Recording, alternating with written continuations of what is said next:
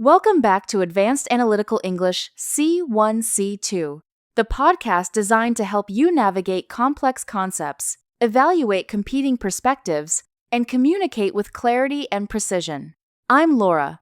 And I'm Thomas. Today, we're unpacking a topic that seems remarkably ordinary on the surface, yet reveals a surprisingly intricate interplay of consumer behavior, urban infrastructure, and supply chain dynamics. Picking up a parcel at a local delivery center. Exactly, Thomas. On one hand, retrieving a package yourself is the ultimate low-tech action in a digital shopping economy. On the other hand, it touches upon what logistics experts call the last-mile problem, the most expensive, inefficient, and carbon-intensive leg of the entire delivery process. That raises a broader question right from the outset. Is self-collection merely an inconvenience pushed onto consumers by cost-conscious logistics firms? Or does it actually represent a more sustainable, empowering model for modern urban living? That is precisely what we need to unpack today. At first glance, direct-to-door delivery appears to be the gold standard of convenience.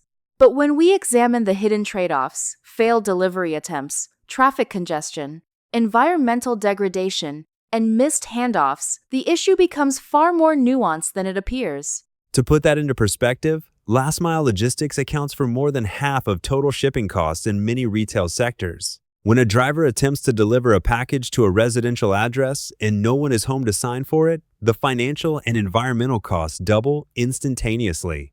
Right. So delivery centers, localized pickup points, and smart locker hubs emerged not just as contingency plans for missed deliveries, but as proactive hubs designed to streamline the entire ecosystem.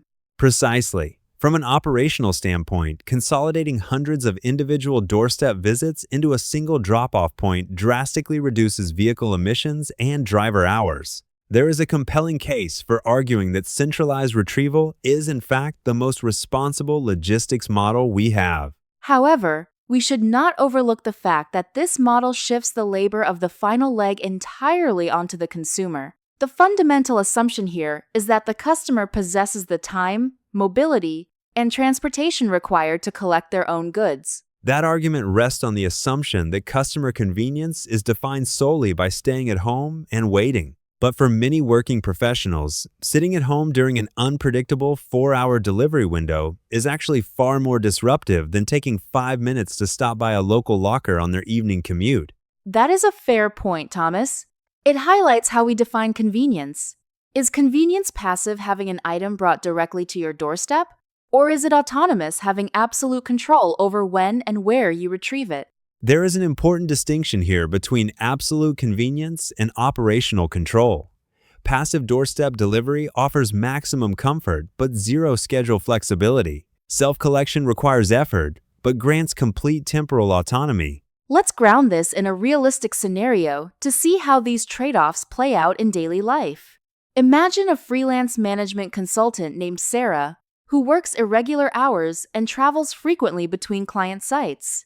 Sarah orders critical reference books for an upcoming project. If she opts for home delivery, she risks the parcel sitting on her front porch, exposed to rain or theft, what logistics professionals refer to as porch piracy. Alternatively, if the delivery requires a signature, she risks missing the courier entirely, forcing a re-delivery attempt 48 hours later. So Sarah chooses to have the parcel routed to a local neighborhood delivery center located inside a 24-hour convenience store. She retrieves it at 10 p.m. after her final meeting, seamlessly integrating the errand into her schedule without interrupting her workday.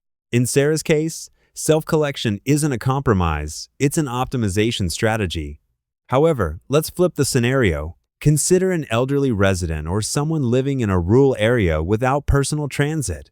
For them, traveling 6 miles to a regional depot to pick up an oversized package is not an empowering choice. It's a logistical barrier. Absolutely. Which brings us to a crucial linguistic and analytical framework. When discussing these scenarios, the language we choose reflects how we evaluate efficiency, responsibility, and convenience. Let's examine some of the key expressions we've used so far. Excellent idea. Early in our conversation, Laura used the phrase to put that into perspective. This is an invaluable analytical discourse marker used to reframe a fact or statistic so that its true magnitude or context becomes clear. For instance, rather than simply stating that last-mile delivery is expensive, you put it into perspective by noting it constitutes over 50% of total shipping costs. A close alternative would be to contextualize this, though to put that into perspective feels more natural and conversational in high-level professional discussions. Another essential expression we featured was that argument rests on the assumption that this is a sophisticated diplomatic way to challenge someone's premise without sounding aggressive. You are pointing out that if the underlying premise is flawed, the entire conclusion collapses. For instance, saying, that policy rests on the assumption that all citizens have equal access to private transportation instantly highlights a blind spot in the strategy. We also referenced the last-mile problem and temporal autonomy.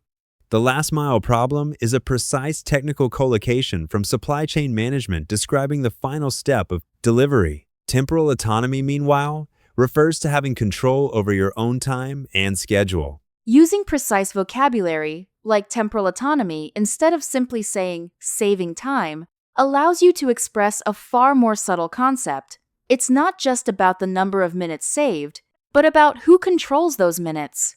On closer examination, this entire discussion raises deeper implications regarding urban design, corporate ethics, and environmental stewardship. Indeed, when logistics companies incentivize or default customers toward pickup locations, are they genuinely promoting carbon reduction, or are they externalizing their operational costs onto the public? It's likely a combination of both. The long-term implications are significant. As major cities introduce low-emission zones and restrict commercial van traffic in residential areas, neighborhood pickup hubs will transition from an optional alternative to an absolute necessity. That shift will inevitably create trade-offs. It forces urban planners to consider whether local infrastructure can handle the foot and bicycle traffic around these high-density collection points without creating new bottlenecks. Now, let's transition into our advanced speaking practice. We'll present a series of conversational prompts typical of professional, academic, or strategic discussions. Listen to how we construct qualified, balanced, and precise responses. Here is the first prompt. Do you believe home delivery services should charge a premium fee to cover their environmental impact? Thomas, how would you respond using C1, C2 level language? I would say, while there is a compelling case for internalizing the environmental costs of doorstep delivery, we must be careful not to penalize low-mobility individuals. A more balanced approach would involve subsidizing centralized pickup points while applying modest carbon offsets to non-essential home deliveries. Notice how Thomas used while there is a compelling case for to concede a valid point before offering a qualified alternative, with a more balanced approach would involve. Let's try a second prompt. How can businesses convince consumers to switch from home delivery to local depot pickup? Laura, over to you. I would respond, that argument rests on the assumption that consumers only care about price. In reality, adoption depends heavily on convenience and security. If companies offer extended access hours and guaranteed parcel safety, consumers will naturally embrace pickup hubs without requiring aggressive financial incentives. Excellent qualification. You challenge the underlying premise while offering an alternative driver of human behavior. Here is our third prompt. Is total automation, such as drone or robot delivery, the ultimate solution to the last-mile challenge?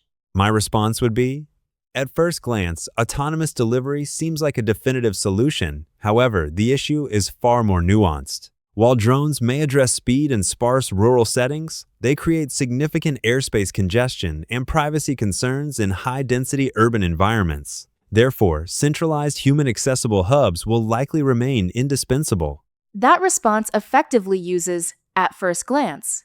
However, the issue is far more nuanced to pivot from a surface-level claim to a sophisticated structural critique.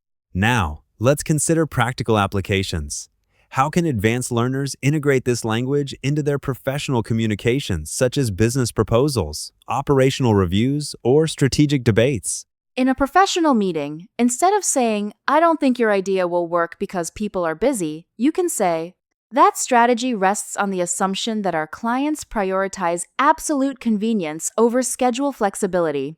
On closer examination, offering temporal autonomy through localized retrieval options may yield higher satisfaction. Or in an academic essay or analytical report, instead of writing, "last mile delivery is very hard," you might write, "resolving the last mile problem requires navigating a complex trade-off between consumer expectations of immediate home access and the operational imperatives of environmental sustainability." These structures elevate your communication instantly, demonstrating that you can evaluate complex trade-offs rather than offering oversimplified binary opinions.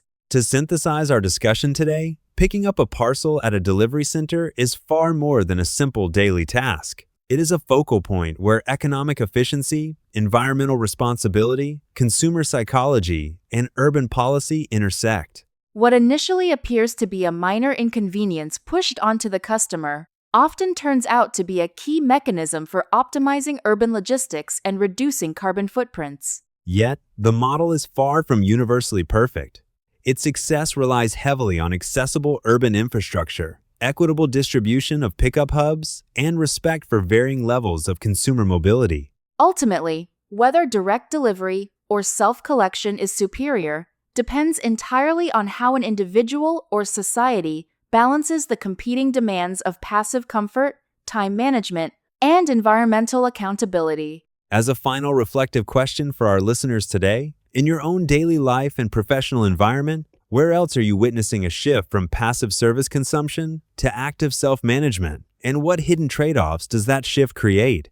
Reaching advanced fluency in English requires looking beyond the surface of everyday topics, finding the underlying analytical patterns, and expressing those insights with precision and nuance.